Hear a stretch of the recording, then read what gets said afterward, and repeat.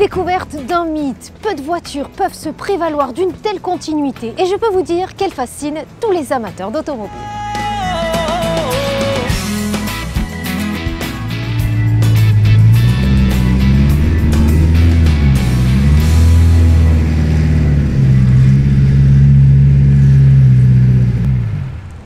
Projecteur sur une Porsche 912 totalement restaurée et transformée par vos soins. Frédéric Robin, bonjour. Bonjour.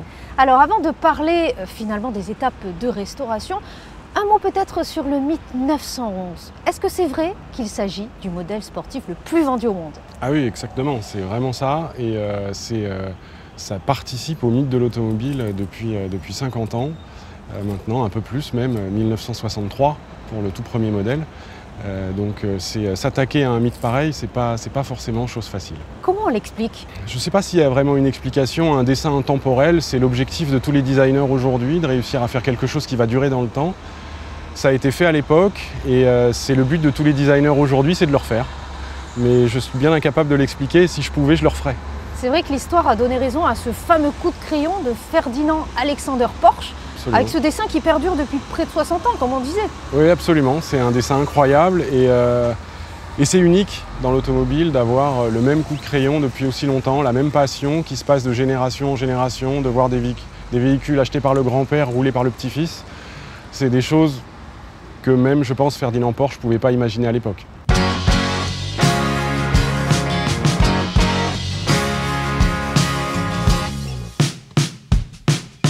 Allez, on va passer aux étapes de restauration. Quelles sont les particularités de cette auto? Cette auto, c'est d'abord un dessin. C'est d'abord l'idée de se dire, il y a beaucoup de gens qui se sont quand même attaqués à la 911, même si ce n'est pas un sujet facile.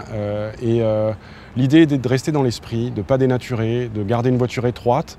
Et avec mon associé Thomas Fleuret, qui lui dessine, c'est un designer de formation, c'était de respecter et de moderniser et de se poser la question: qu'est-ce que serait ce dessin si on le faisait aujourd'hui avec nos codes? Les passages de roue d'une 911, c'est des ronds carrés. Là, aujourd'hui, ils sont complètement ronds. La hauteur de caisse n'est pas la même, les largeurs de pneus ne sont pas les mêmes, les phares ne sont pas au même endroit exactement, on pourra rentrer dans le détail tout à l'heure. Donc du coup, c'était assembler tout un tas de détails pour moderniser sans que ça se voit. Et nous permettre de dire à 30 mètres, personne ne sait que la voiture est récente, et quand on monte dedans, personne ne sait qu'on est dans une 911. Vous êtes quand même parti de rien. On est parti. Quel état était-elle au début? Pas une épave, mais pas loin. C'est vrai. Une 912 du coup, parce qu'on s'est attaqué à la 911 à travers la 912, qui est le vilain petit canard de la 911, la 911 4 cylindres que Pourquoi personne aime. Parce que c'est un 4 cylindres, parce que c'était la 911 du pauvre à l'époque, qui remplaçait la 356, qui est le mythe de Porsche quand même aussi. Et on s'est dit, voilà, c'est une voiture mal aimée, la 912, le vilain petit canard, on va s'occuper d'elle, parce que personne ne l'a fait pour l'instant. Donc ça nous laissait un espace pour nous exprimer, sans jamais copier quelqu'un, sans jamais aller sur les plates-bandes d'un autre. Il y a beaucoup de références sur la 911, on peut parler de Ruff, on peut parler de Singer, on peut parler de plein de gens. Des gens qu'on aime bien, des gens qu'on connaît bien, avec qui on travaille aussi. Et l'idée, c'était vraiment voilà, de faire quelque chose de très personnel et d'essayer de convaincre des clients, parce que derrière une auto comme ça, il y a un client qu'il a fallu convaincre. Exigeant. Exigeant, évidemment. Et on l'a convaincu avec un dessin. Et c'est ça qui est très difficile, c'est qu'on n'a pas fabriqué une voiture pour la vendre, on a dessiné une voiture, donc uniquement sur du papier, à l'écran, en 3D après, pour le convaincre de nous faire confiance et d'aller au bout d'un projet comme ça, qui est un peu fou, qui va durer 4 ans. Bon, avec le Covid, ça aurait été un peu mieux sans, mais c'est une très belle aventure. I'm a bad boy, bad boy. I've been bad since the day I was born. I'm a bad boy, bad boy. You can't say bad boy.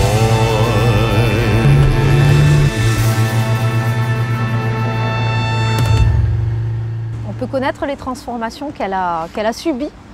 Elle a été entièrement déshabillée, donc évidemment on a gardé...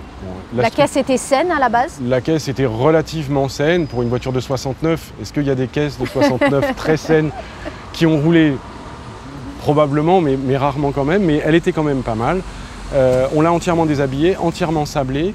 On a fabriqué un arceau qui va complètement de l'avant à complètement à l'arrière. Donc c'est pas juste un arceau pour l'habitacle, c'est vraiment un deuxième châssis pour vraiment rigidifier la voiture. Et après, on a commencé le travail de fabriquer des ailes, fabriquer un capot, fabriquer un bouclier, fabriquer un pavillon, fabriquer un pare-brise.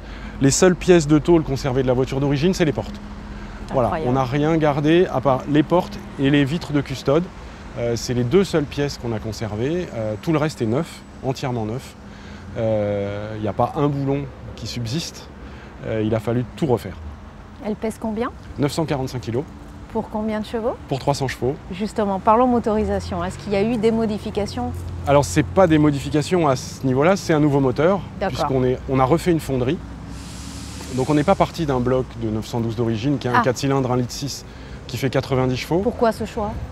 Parce que le bloc met beaucoup trop de limites dans l'alésage, dans la course, pour pouvoir faire ce qu'on voulait faire. Donc on a redessiné un bloc entièrement, qu'on a fait fondre en Californie, avec un vilebrequin sur mesure, arbre à cames sur mesure, tout est fait pour cette voiture, pour arriver à 2,8 litres de cylindrée. Donc c'est un 4 cylindres, 2,8 litres de cylindrée, ce qui est une très grosse cylindrée pour un 2,8 litres. C'est pas fou, il y a des 4 cylindres de 3 litres chez Porsche, ça a existé sur les 968.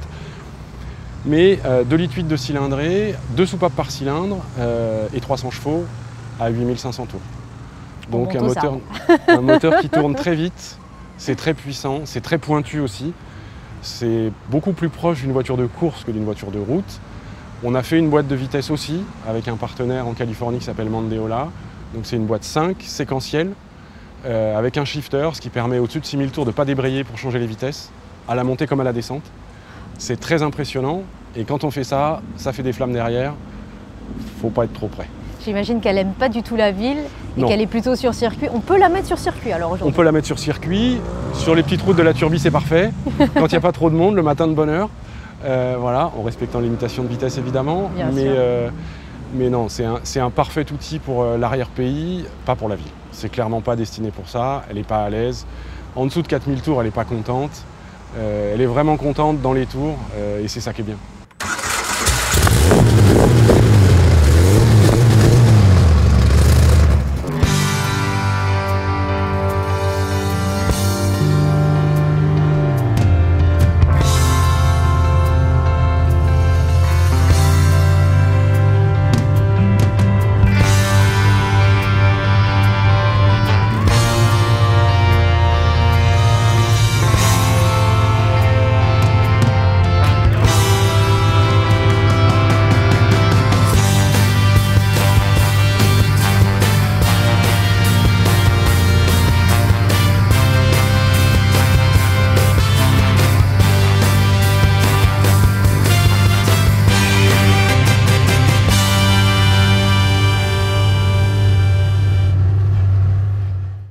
Est-ce qu'on peut parler de néo-rétro?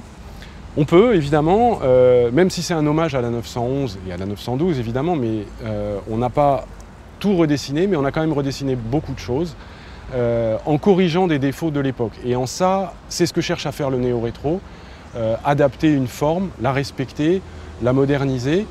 Le néo-rétro a souvent un très gros défaut, c'est que les voitures ont beaucoup grossi. Une Fiat 500 d'époque ou d'aujourd'hui, c'est une voiture beaucoup plus grosse. Une Mini à l'époque ou une Mini aujourd'hui, c'est beaucoup plus gros. Là, on a respecté la dimension. La voiture est 1 cm plus large que d'origine. C'est très peu. Ouais, c'est mignon. Et elle a exactement la même longueur, la même hauteur. Donc c'est beaucoup de respect. Donc on peut parler de néo-rétro, mais dans le respect, sans changer les proportions, ce qui pour nous est capital. Un mot pour terminer sur Vintech Motors, c'est votre société? Alors c'est notre société à Thomas et à moi en Californie, à Los Angeles, qu'on a créée il y a 10 ans maintenant. On fête les 10 ans cette année, 2012-2022. On a inauguré la société avec un projet qui s'appelait la Vintech P550, qui était un concept car en hommage aux voitures des années 50. Et c'est un bel anniversaire pour ces 10 ans d'avoir fait cet objet. Légère, équilibrée, intemporelle. Merci Frédéric Robin pour cette belle découverte.